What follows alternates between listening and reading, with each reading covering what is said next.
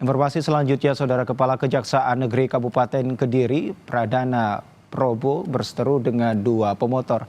Merasa terancam, Pradana terekam kamera melepaskan tembakan ke udara. Dari video amatir terlihat Kajari Kabupaten Kediri yang cekcok dan kemudian melepaskan tembakan. Polisi menyebut Kajari terpaksa melepaskan tembakan setelah dirinya bersama keluarga merasa terancam oleh dua orang tidak dikenal tersebut. Usai kejadian, Kajari langsung melapor ke Polres Kediri Kota. Sementara kedua pengendara motor tengah diperiksa polisi.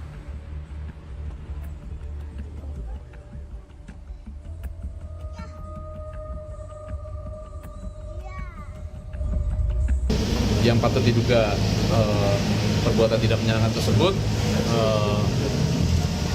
merasa pengancaman baik kepada Bapak Kajari maupun keluarga yang saat itu memang berada di dalam mobil, digedor-gedor baik kap maupun pintu mobil, sehingga Pak Kajari juga melakukan perbuatan untuk mengamankan keluarganya.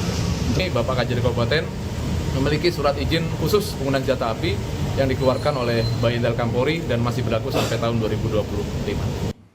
Saudara, kejadian tabrak lari melibatkan 6 kendaraan terjadi di Surabaya, Jawa Timur. Pengemudi mobil yang memicu kecelakaan dalam pengaruh minuman beralkohol saat kejadian.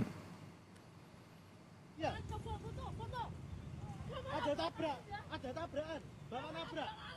Ayo kembali. Ayo minggir dulu. Video amatir ini merekam sesaat setelah pengemudi mobil menabrak sejumlah kendaraan hingga warga sekitar berusaha untuk menghentikan laju kendaraannya. Akibatnya, Saudara, seorang pengendara sepeda ontel meninggal dunia.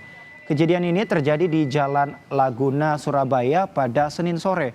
Pelaku kemudian langsung dibawa polisi ke Polrestabes Surabaya. Ia mengakui bahwa baru minum minuman keras sebelum kecelakaan terjadi.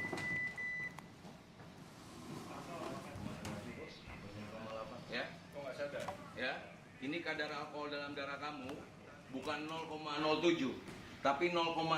Berapa botol kamu? 2 botol. Minum apa? Minum bir. Tahu mampu kenapa naik mobil nggak? Tidur dulu. Maaf Pak, saya salah Pak. Saya mau tahu jawab Pak. Tahu tadi nabrak tahu? Tahu Pak. Saya tanggung jawab. Apapun kesalahan saya tanggung jawab.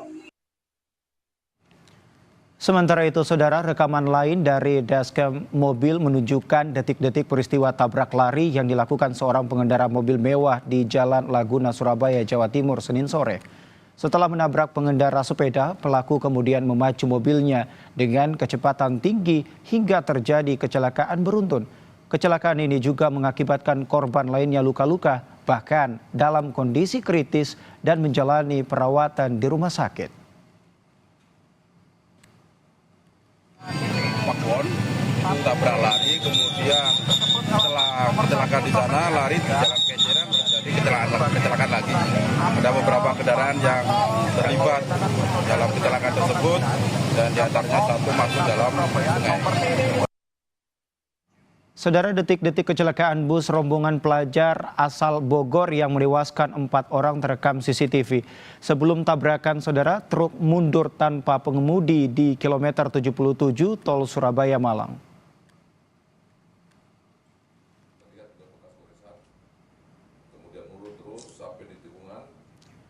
Dalam rekaman CCTV yang dirilis oleh Polda Jawa Timur, tampak truk mundur saat pengemudi hendak mengganjal salah satu ban truk. Dua kendaraan berhasil menghindari truk, tetapi tiba-tiba bus melaju di lajur kanan hingga menabrak belakang truk.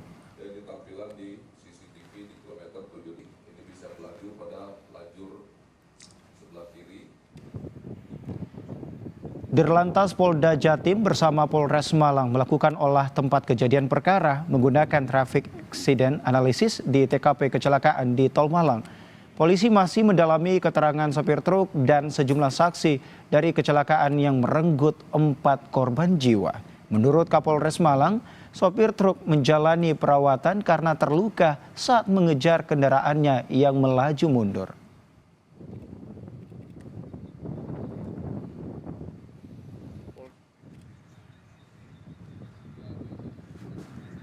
Proses penyelidikan masih berjalan.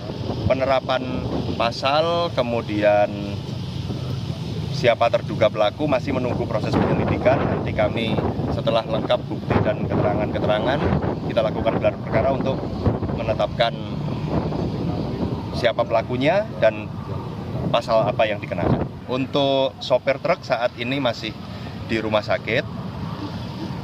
Ada sakit di lengan sebelah kiri, walaupun mudah-mudahan tidak patah. Kemudian ada lebam di pelipis. Kita ke topik lain, Saudara. Polres Metro Jakarta Pusat menyampaikan hasil tes DNA yang dilakukan orang tua atas kasus dugaan bayi tertukar di Rumah Sakit Islam Cempaka Putih. Polisi menyatakan bayi yang meninggal dunia merupakan anak dari pasangan Muhammad Rauf dan Feni. Kasat Reskrim Polres Metro Jakarta Pusat, AKBP Muhammad Firdaus menyebut informasi mengenai bayi tertukar tidaklah benar. Kepastian itu diperoleh setelah dilakukan tes DNA oleh Laboratorium DNA Pusdokes Polri. Berdasarkan hasil analisis seluruh profil DNA yang dilakukan di Laboratorium Pusdokes Polri, dapat dibuktikan secara ilmiah genetik bayi Mr. X tersebut merupakan anak biologis pasangan Muhammad Rauf dan Feni Selvianti.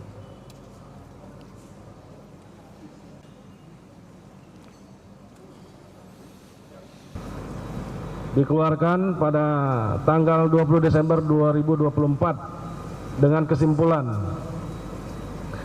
berdasarkan hasil analisis seluruh profil DNA dari sampel barang bukti tabel 1, maka telah dapat dibuktikan secara ilmiah bahwa secara genetik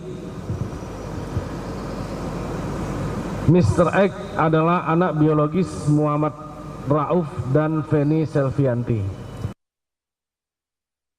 Saudara, usai lakukan pemeriksaan terhadap 36 saksi, Direktorat Kriminal Umum Polda Jateng tetapkan 3 tersangka dalam kasus perundungan terhadap korban Dr. Aulia Risma Lestari.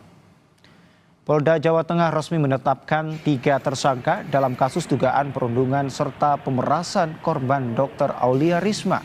Ketiga tersangka itu memiliki peran mengumpulkan uang sejumlah 97 juta rupiah, penipuan, serta melakukan kekerasan verbal terhadap korban serta juniornya. Kasus dugaan perundungan mencuat usai penemuan jasad Dr. Aulia Risma di kamar kosnya pada 12 Agustus 2024. Kini ketiga pelaku terancam hukuman 9 tahun penjara.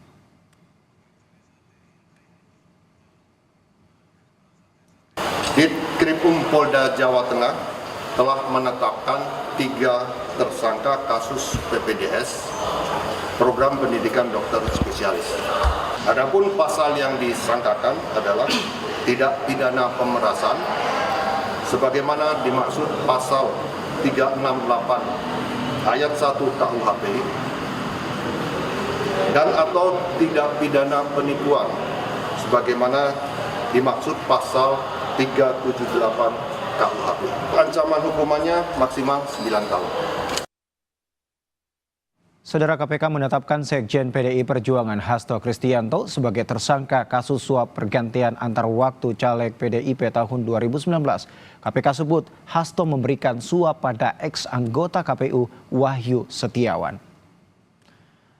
Dalam uraiannya, KPK menyebutkan jika Hasto Kristianto memberikan suap pada ex-anggota KPU Wahyu Setiawan, selain kasus suap untuk memuluskan pergantian antar waktu Harun Masiku, Hasto Kristianto juga dijerat dengan pasal perintangan penyidikan.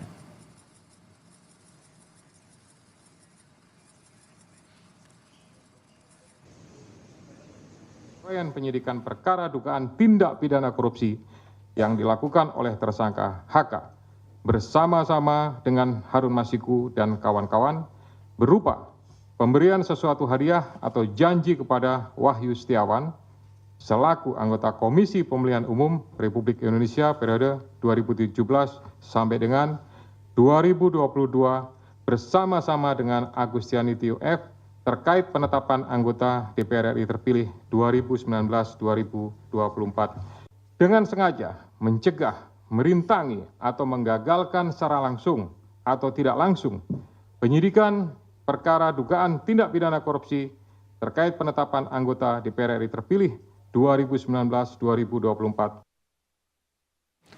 Beberapa peran Hasto Kristianto Saudara dalam upaya merintangi penyidikan kasus Harun Masiku dijabarkan Ketua KPK Setio Budianto. Salah satunya, Hasto memerintahkan pegawainya agar Harun Masiku merendam HP dalam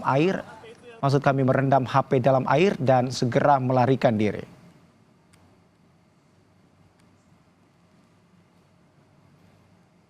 Bahwa pada tanggal 8 Januari 2020 pada saat proses tangkap tangan oleh KPK, Saudara HK memerintahkan salah satu pegawainya di Jalan Sultan Syahrir yang biasa digunakan sebagai kantor untuk menelpon kepada HM dan memerintahkan supaya merendam HP dalam air dan segera melarikan diri.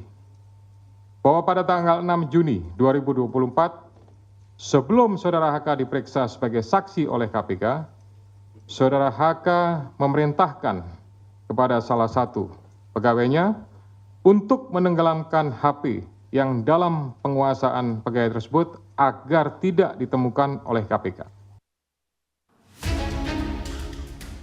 Kasus dugaan suap yang menjerat mantan Komisioner KPU Wahyu Setiawan dan buron Harun Masiku kini memasuki babak baru.